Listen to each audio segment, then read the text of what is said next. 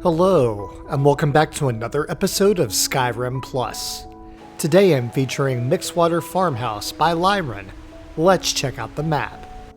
Here we are at Mixwater Farmhouse. We're next to Mixwater Mill, Riverside Shack, more Vunskar, Windhelm, and here we are again at our featured home, Mixwater Farmhouse. And here's our first up-close look at the home. When you first arrive, there will be a for sale board offering you the chance to buy the home for 15,000 septims, which you may think is a lot for a small home, but it packs a lot of value. If you head down this road, you'll end up at Mixwater Mill. We also have a bunkhouse for followers that we'll check out later that has animals too, and some apple trees, but my absolute favorite part of this home is the garden. And speaking of that, let's go check it out. The garden has 60 fertile soils to plant whatever you want, so whether you're trying to plant a bunch of food for survival mode, or ingredients to make potions, or to sell for your own benefit, you have a wealth of plots to do so. There are 4 planter boxes with 15 soils apiece, and right now I've planted them up with colorful roses from the excellent mod, Roses of Remembrance, which just had an update in 2025 to add more colors. There are short versions like these, and they have taller models too if you prefer those.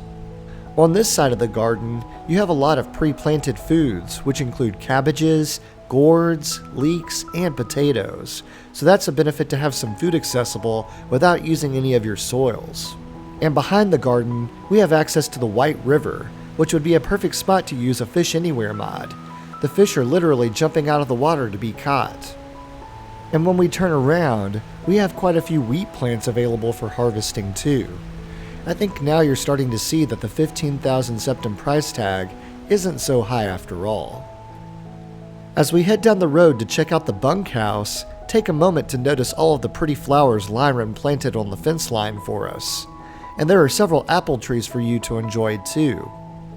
Butterflies seem to love this area as well, so if you're a fan of those, you'll be a fan of this home.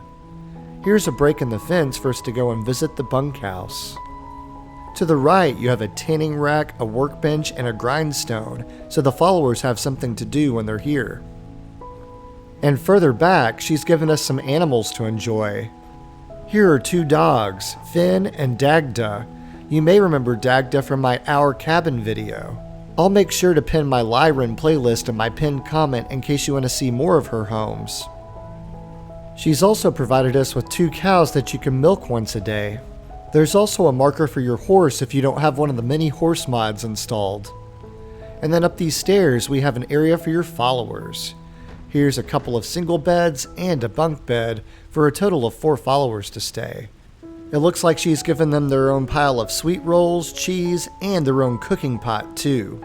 And then just past the beds, they have their own card table as well, and a barrel for mead. This seems like a nice place for your followers to stay when they're not carrying your burdens. Now we'll head back down these stairs towards the home and see what else it has to offer. And while we're headed that way, consider smashing that like button and subscribing if you haven't already.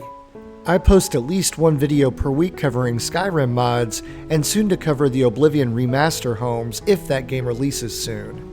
Right off of your smithing deck stairs, you have a tanning rack and a woodchopping block and woodcutter's axe for your firewood needs.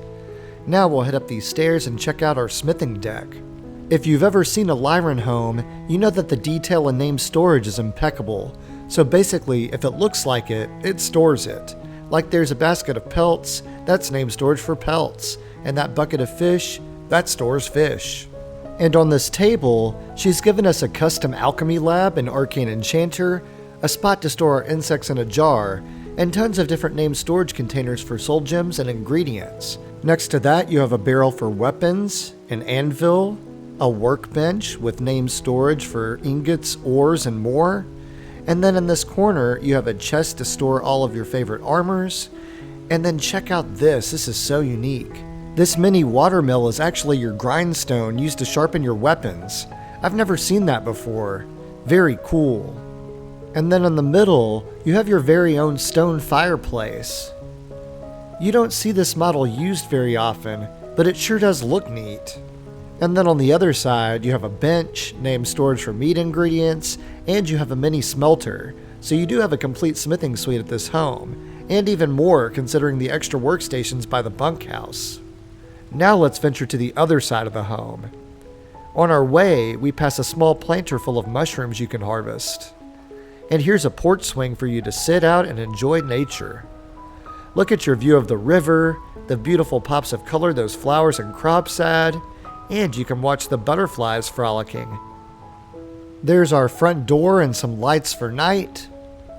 And then on the other end of the porch, we can find some chickens clucking around. They've placed their nests in this hollowed out tree, and there are 3 eggs you can harvest.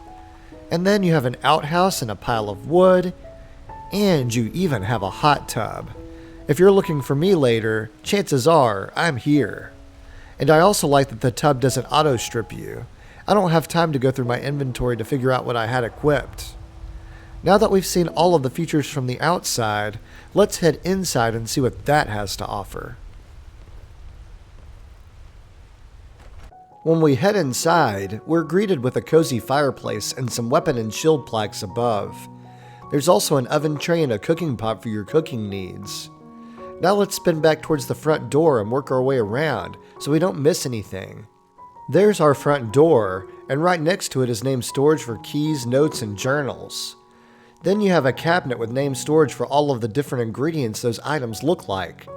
There's an oven, a pretty painting, places to store your pots and pans, your dishes, and then you've got a spot for your drinks and several harvestable ingredients, and next to the fireplace is a trash can where you can put items you don't want anymore. There's the cooking pot and oven tray we discussed earlier, and next to this on the floor is a brown rug that acts as a bedroll for a follower to stay.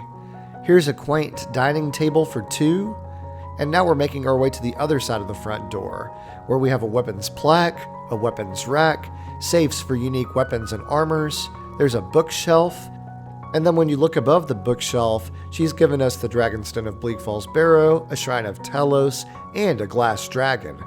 And above that is a place to display your Dragon Priest masks. And speaking of Dragon Priests, look at that cool display with Alduin and one of the Dragon Priests being lit up by that cool magical effect. Too cool.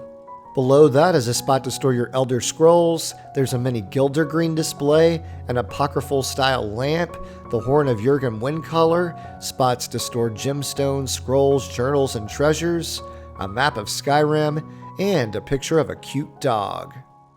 Moving on, we have a couple of more bookshelves for the bookworms of Skyrim. There's a Ysgramor statue and a spot to store his shield and Wuthrod. Then you have this really pretty painting, a spot to store your paragons, a weapons plaque, and then next to your bed you have a bedstand. It's got some candles, a painting above, and look at this cool jewelry box she included. That looks really neat. And as we back up, we can see our unique bed for 2 with a Dragonclaw display built in with a couple of Skyrim symbols on our headboard. This bed has some really unique sheets and pillows too. And at the foot of the bed, you have a couple of chests for his stuff and her stuff. And there are a couple of more bookshelves with globes to close out the space. Now that we've seen all of the features of this home, it's time for final thoughts. Mixwater Farmhouse was one of Lierin's first homes, and it's packed with charm. It offers a double bed for you and your spouse, a bedroll for a follower to stay, and a bunkhouse with 4 additional beds for followers. On the property, you'll find a couple of different cooking pots, a baking tray, and an oven for your cooking needs. You also have this wood chopping block, as well as a full smithing suite, including a mini smelter, an anvil, a couple of different tanning racks, workbenches, and grindstones, even ones with custom models. You also have a custom modeled alchemy lab and arcane enchanter, tons of theme name storage, a shrine of Talos, a couple of cows, a couple of dogs, several chickens in their nest with harvestable eggs, an outhouse and a hot tub, just don't get the two confused, and unique displays for several of the game's special items. But my favorite aspect of the home was the garden, which contained lots of vegetables, wheat plants, apple trees, and 60 fertile soils to plant whatever you want, located right off of the White River. If you're an alchemist, a farmer, or in need of a home for a few of your followers to stay, Mixwater Farmhouse could be the home for you. This concludes my feature of Mixwater Farmhouse. If you enjoyed this content and want to see more, don't forget to like, comment, and subscribe. Click the bell icon if you want to be notified of when I post, and as always, thanks for watching. I'll catch you on the next episode.